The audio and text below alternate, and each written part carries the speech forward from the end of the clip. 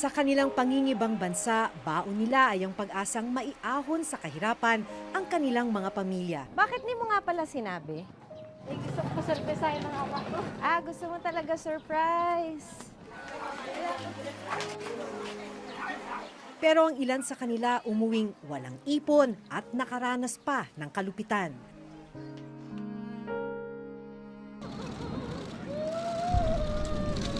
Pero ang mas masaklap, ang ilan wala ng buhay nang magbalik sa bansa. February 16, 2018, nang dumating dito sa NAIA ang bangkay ni Joanna Dimafilis. Ang kanyang pagkamatay naging dahilan ng gobyerno para ipatupad ang total deployment ban at repatriation ng mga OFW mula sa bansang Kuwait.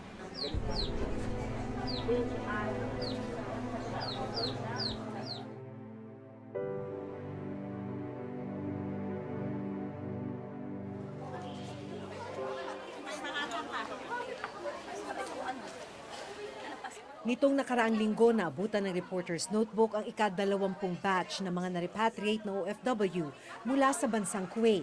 Nasa 2,363 na ang mga kababayan nating nakauwi ng Pilipinas. Pero ayon sa datos ng OWA, nasa 6,000 ang mga kababayan nating nagsabing gusto na nilang umuwi. Kaya ibig sabihin, mahigit 3,000 pa ang naghihintay ng repatriation.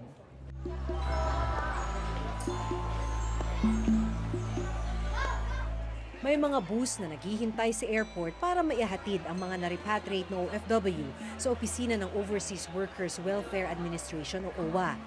Sa opisina ng OWA, makukuha ang financial aid.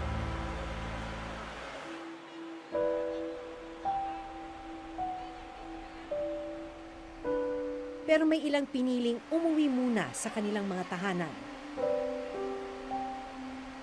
Matapos ang halos 4 na taon, nakauwi na ng Pilipinas si Aurora Nacion. Sinaktan niya ako. Paano niya kayo sinaktan? Pinagsusuntok niya po ako dito. Tapos nagpunta ako ng bathroom. Kasi nga, tuloy-tuloy pa rin pagsuntok niya sa akin eh. Tapos nilak ko nga yung banyo, hindi na siya nakapasok. Sa kanya na ako tinantanan, umalis na siya. Nang mag-expire ang visa sa Kuwait, naaresto si Aurora at mahigit 1 buwang nakulong bago nakauwi ng Pilipinas. Halos 2,000 piso lang ang laman ng wallet ni Aurora nung araw na dumating siya. Bakit pinili mong dumiretso na lang ng bahay kaysa dumaan muna sa OWA?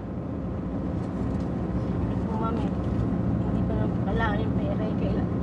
Miss ka ng mga anak ko. Ang hirap ko na. Iniisip ko lagi yung mga anak ko, wala po silang kasama doon. Sila lang magkakapatid. Yung ama nila, wala naman sa bahay. Ano yung inaalala niyo sa kanila? Siyempre po kung kumakain sila sa oras. Tsaka yung pag-aaral nila. Kesa gumastos pa ng pang-taxi, hinatid na lang namin si Aurora sa kanilang bahay sa Tondo, Maynila. Bakit po kayo nagpunta ng Kuwait? Isa po yun yung kahirapan. Nabaon po ako sa utang nun, kaya naisipan ko pong mapunta ng Kuwait. At ang mga anak ko pa po nun, mga elementary. Kaya naisipan ko pong pumunta ng Kuwait para po mapag-aral po sila. Wala kayong kontak sa mga anak niyo noon? Opo, wala po kami cellphone doon, bawal. May balak pa huli kayo? Ay, hindi na po. Ayoko na po. Mahirap pong mawalay sa mga anak. Kaliwa, kuya. Hindi ko na nakita yung street. Nang malapit na kami sa kanyang bahay, nagsimula na siyang ngumiti.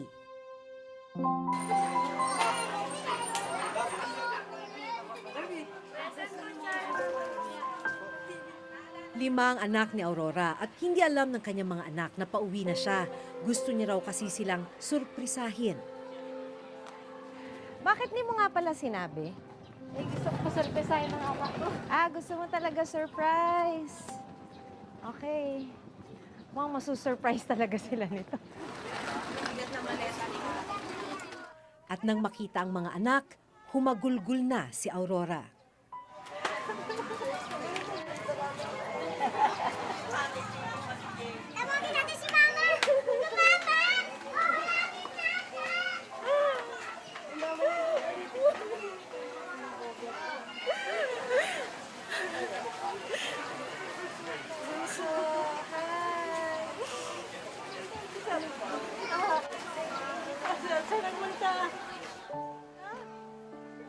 Kumusta ka ngayon, ha?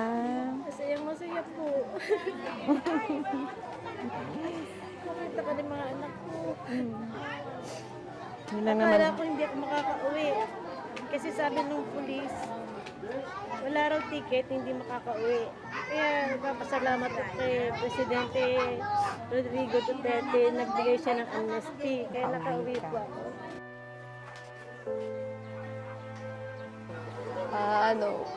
Nagpasalamat ako sa Lord kasi nakarating na siya dito ng safe, ng ligtas. Ayun, lagi naman po namin pinagdadasal na makauwi si Mama ng maayos, na matagal na po namin siya kasi pinauuwi. Gusto na po namin siya makasama ulit. Hindi nakapambayad, kaya't putol ang kuryente sa maliit na kwartong tinutuluyan ng mag-iina. Malaking hamon kay Aurora ang mga susunod na araw dahil walang ibang pagkakakitaan. Pero sa ngayon, masaya na siyang nakauwi na siya ng bansa. Anong inaalala mo sa mga susunod na araw? Wala rin po ako pinagkakitaan. Okay lang po kung makakain kami ng 3 beses sa isang araw. Nandiyan naman po yung anak ko lalaki. Ngayon pa lang siya papasok, ngayong taon pa lang. Ang mga gaya ni Aurora na na-repatriate, makakakuha ng tulong pinansyal mula sa OWA. Ito po yung pupuntahan namin sa OWA na magbibigay sila ng financial cash, yung 5,000 daw. Ito yung bigay namin. Tapos ito po yung sa livelihood. Ito po yung chinekan ko, libreng pag-aaral. Para po kanina yun. Para sa aking anak na magka-college na. Ang ibang mga OFW na pinauwi mula sa iba't ibang bansa ay nakatira pansamantala sa halfway home ng OWA. Ito natin nilalagay ang ating mga kababayan, mga OFWs natin na dumarating. Karamihan ng mga sinasalo ng OWA dito, yung mga distressed workers natin. Okay, girls, good afternoon sa inyo. Good afternoon. Nandito kami para bisitahin kayo. Sino ang galing ng Kuwait? Halos kalahati sa grupo ang nagtaas ng kamay. Isa rito si Jennifer na nakaranas din ng pang-aabuso sa kanyang amo. Nakadalawang employer na po ako. Kaya lang hindi sinuswerte dahil yung dalawang amo ko po ay magkapareho ang ugali. Sinasaktan ako, kunting mali ko lang. Yung isa, tinutulak ako, hinihila, sinasakmal at binabatukan sa ulo. Maya-maya pa, may inabot na mga piraso ng papel sina Jennifer. Sulat daw ang mga ito ng mga OFW na nananatili pa rin sa bansang Kuwait. Ito yung mga sulat na pinapadala ng nakasama ko sa Rome doon sa Polo OWA, Embassy ng Kuwait. Pinaparating nila sa pamilya nila na kung pwede i-process nila dito, tawagan ng agency to agency para ma-process ng agency to embassy yung mga papers nila para mapadali sila pag-uwi. Nasa pangangalaga sila pansamantala ng Philippine Overseas Labor Office o POLO. Hiling nila may parating sa kanilang mga pamilya na nasa maayos silang kalagayan. Isa lang si Jennifer sa mahigit 2,000 OFW na pinauwi galing Kuwait. Tinatayang 3,000 pa ang uuwi sa mga susunod na araw at buwan. Pero wala na raw mas hihigit pa sa sakit na dinaranas ng pamilya ni Joanna Demafilis. Hindi kwentuhan at katuparan ng mga pangarap, kundi iyakan ang salubong sa pag-uwi ni Joanna.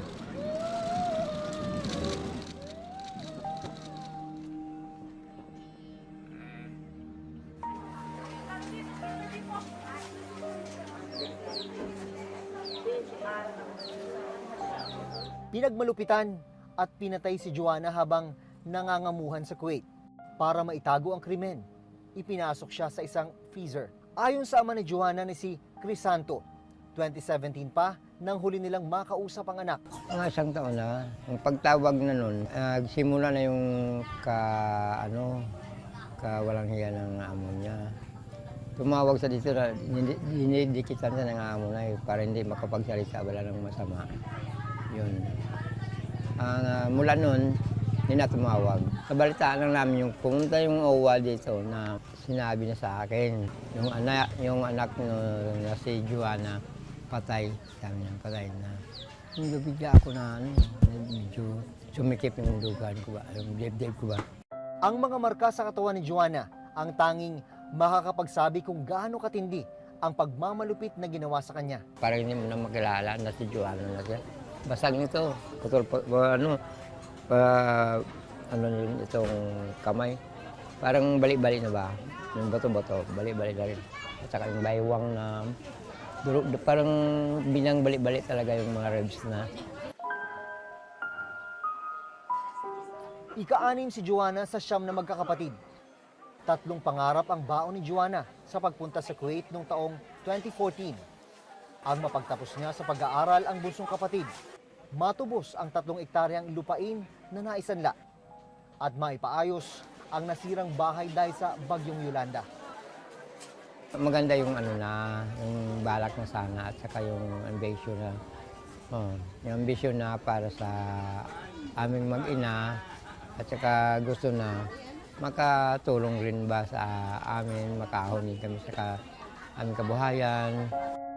Kung tutuusin, noong mga panahong hindi na makontak ng kanyang pamilya si Joanna, ay tumawag na sila sa OWA office para humingi ng tulong. No, 3 beses yung pabalik-balik sa OWA, hindi man lang pinansin ba.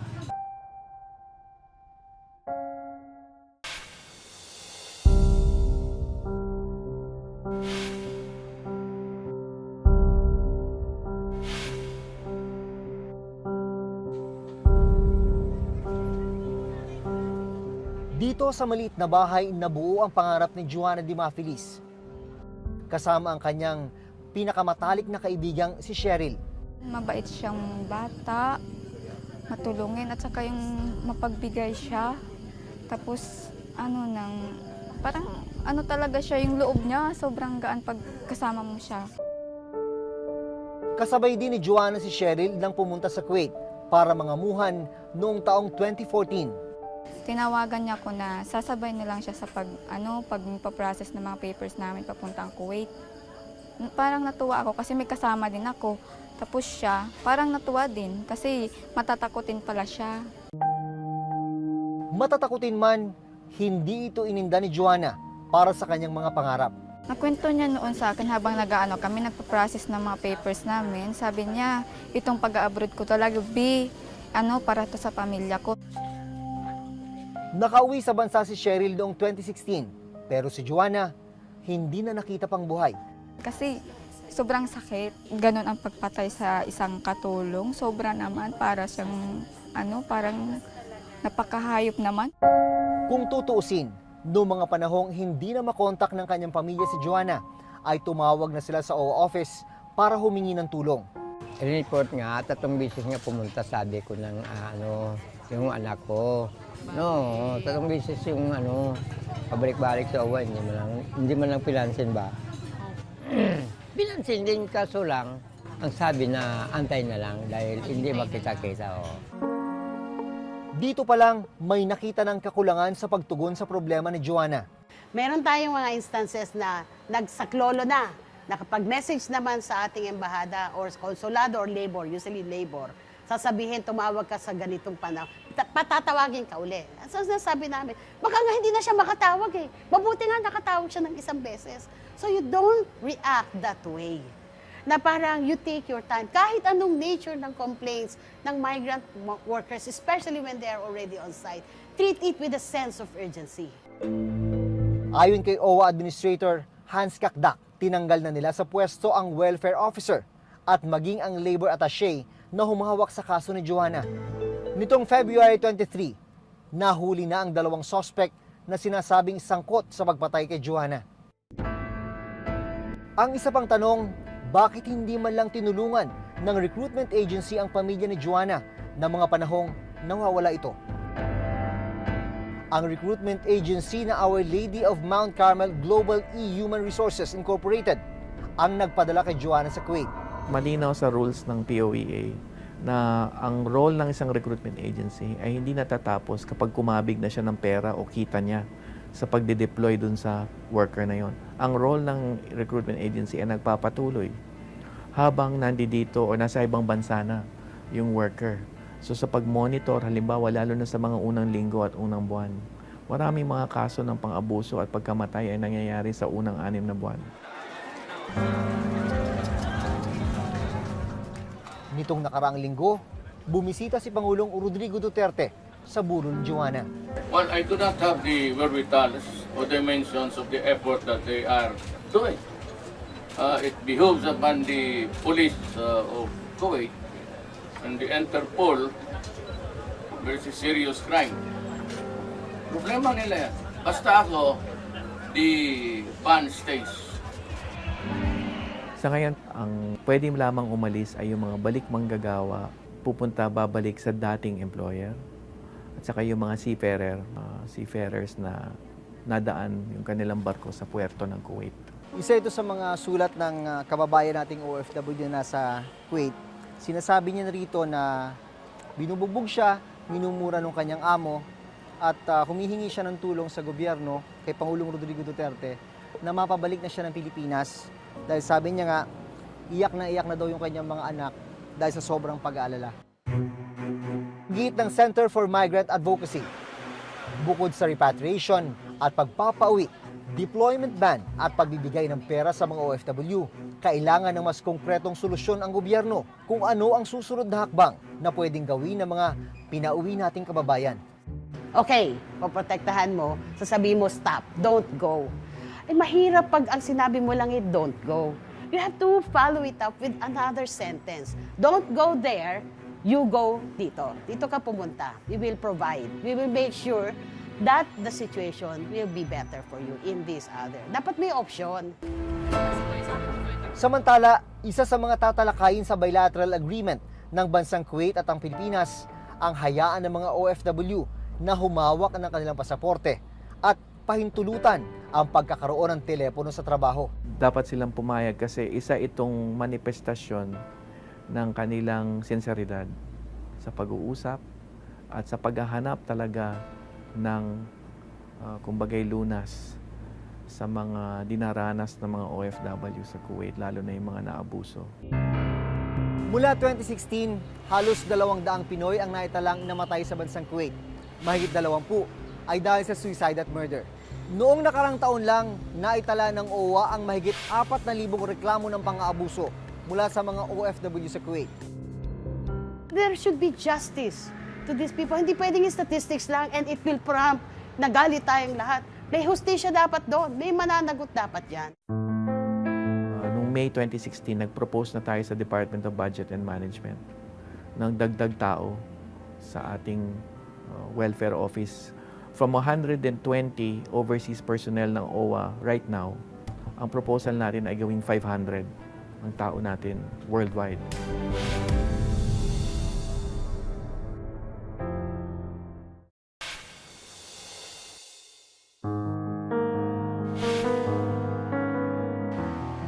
Ang kwento ni na Aurora at Joanna, kwento ng marami sa ating mga kababayang nakikipagsapalaran sa ibayong dagat.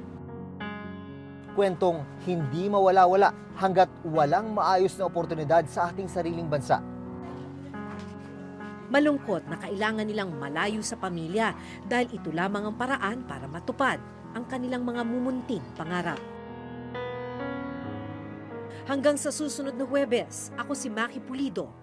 Ako si Jun Veneracion at ito ang nakatala sa aming Reporter's Notebook. Notebook.